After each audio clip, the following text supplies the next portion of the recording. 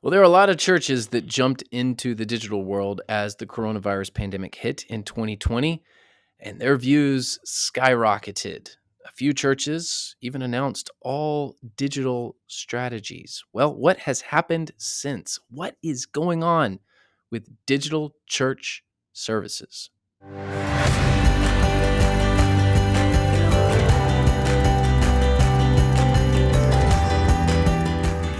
Well, Dad, this is something that we witnessed live.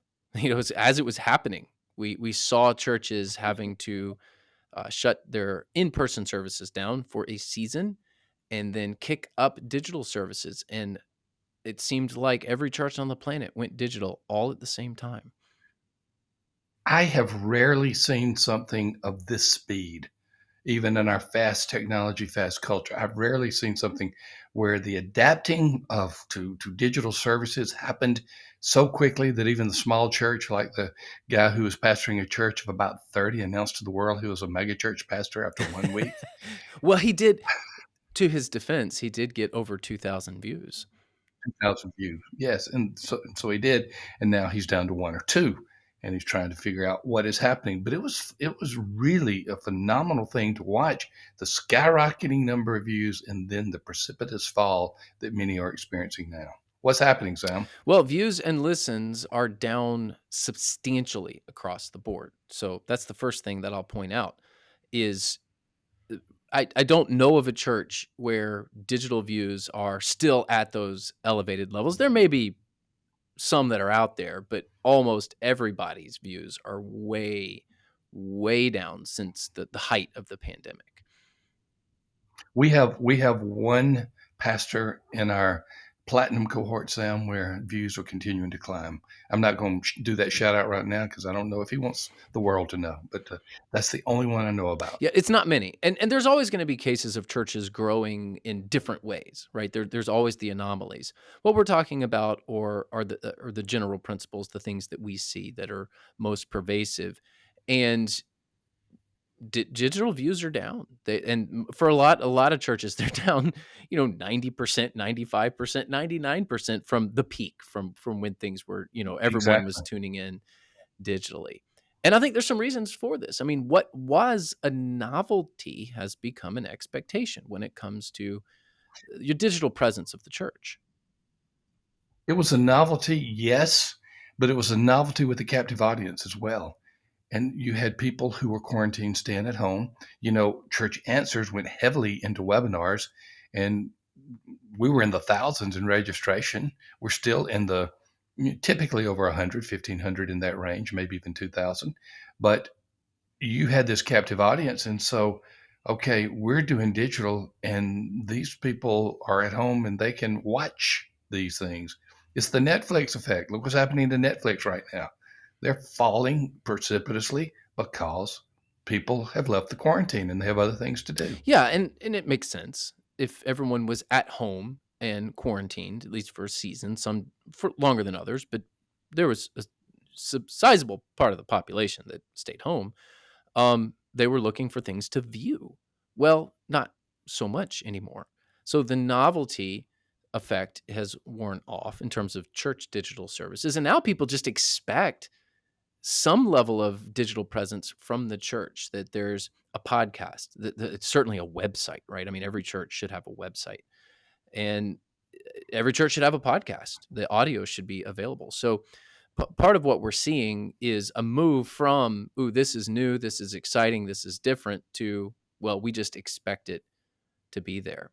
But the digital address is the new front door with a lot of Yep, it churches. used to be the worship. It used to be worship services. That was the front door. Before that, it was Sunday school or small groups was the first time someone connected to church. Then it became the worship services. Then it became the website, and it is the website in many ways. But for many of these people, it is the digital service on the website that is the new Yeah, and front door. I will just say the actual digital address, like someone is going to search for your church or churches near me on Google, and what pops up now is the map and the location of the church. So your digital address, ours is 1305 43rd Street West. Well, that's the physical location. But there's also a digital representation of that address on Google. And it includes the map of where you are, the pictures of the church. Often, certain parts of your website are tagged to it. And there's a beyond the scope of this episode, there is a whole way to go claim your digital address via Google. You fill out their paperwork. They actually send you snail mail. At least that's when I did it. They sent me snail mail, and you claim that address. And what you're doing is you're claiming the physical address in the digital world, and that digital address is now the new front door. People may or may not drive by Mhm. the church and see it, but if they're looking for a church, they're going to see it online first. So, what kind of pictures have you posted of your church? Please, please don't post pictures of an empty sanctuary. Please don't. I saw that Please don't do recently. that. We, I I say that. saw I think West Braden may I actually have a couple of a couple of them. There's just like this empty room. No, well, post pictures of your I ministry. didn't Post pictures of your people. Obviously, get permission if you're posting pictures of kids and stuff. But show the personality of your church, and you have the ability to do that if you claim your digital address.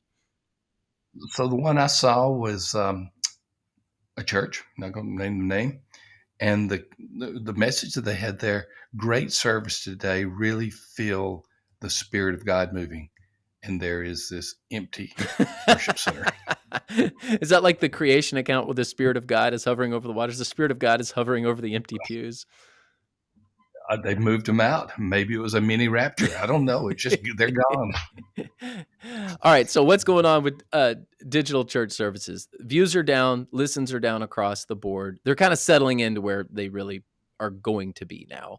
The novelty has become an expectation. So the novelty effect is worn off, and people just expect some level of digital presence. And the new front door is your digital address. Of course, that can mean your website, but can also mean just punching in information in Google and what pops up. So make sure that you have some ownership over that, because without a digital presence, you're still going to have guests, but you're going to have far fewer guests, because if they can't find you online, they're going to, well, they're going to not think that you exist. They're not going to know that you exist because everyone is looking online first.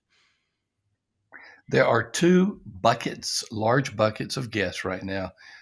One of them, which is the most, probably the biggest in most churches, is where they find you at your digital address. That's probably number one for most churches. Number two, which you hope would be number one, are personal invitations. And they're still going to go to your digital address, but the original source of it is going to be a personal invitation. And number three, which is waning significantly, is signage. And I have a theory about signage. I think people get accustomed to signage, and after a year of the same sign, it's no longer noticed anymore. And so signage doesn't mean anything a whole lot either. I think about your church, Sam, and the number of people who pass by in a week is significant, Yeah. and yet it's in And a guess what? neighborhood. I still have to tell people where the church is, even though, oh, we're off 43rd. Really? I drive that every day. It's the church with the giant columns out front. Now, which one is that? It's like, how can you miss the church? And yet they do. So, yeah, digital presence is extraordinarily important, in particular, uh, how you present yourself for your guests. So think about hospitality even before they come into the door. What is hospitable about your digital presence? It's an important question. Mhm. And Good question. lastly, your digital presence should enhance, not replace, in-person ministry. I might be showing my theological cards here, but I think most people who listen to us have figured out a long time ago how I feel about this. I feel very strongly that the church is incarnational. It's meant to gather in person.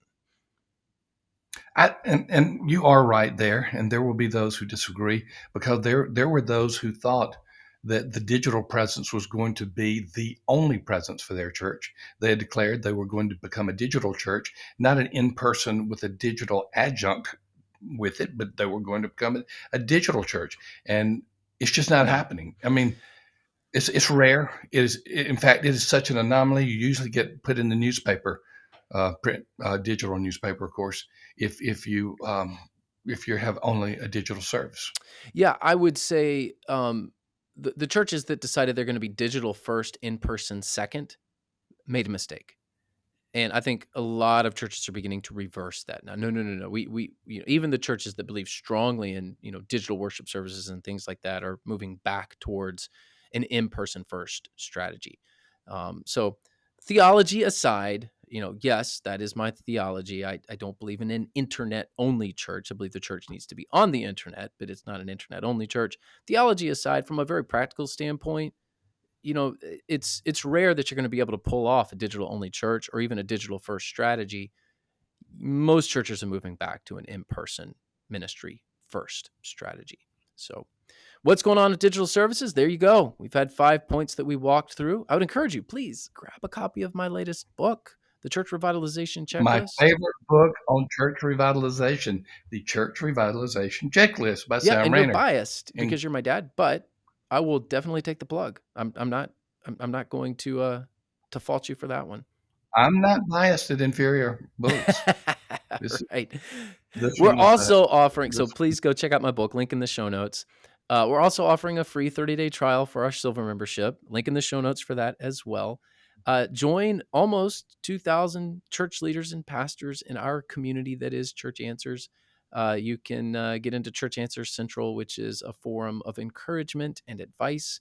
And it's a great place to answer questions, to ask questions, to get advice from experts, as well as your peers, in a very safe place that's away from the eyes of those who may use your questions against you if you ask just the world of social media. So it's a safe place to learn, to grow, and to get your questions answered. So check out our free, it's risk free, it's there, 30 days free trial. Click on the link in the show notes. Also, please like this video, hit subscribe. We would love to be able to present more content to you, and visit us at churchanswers.com, where we are growing healthy churches together.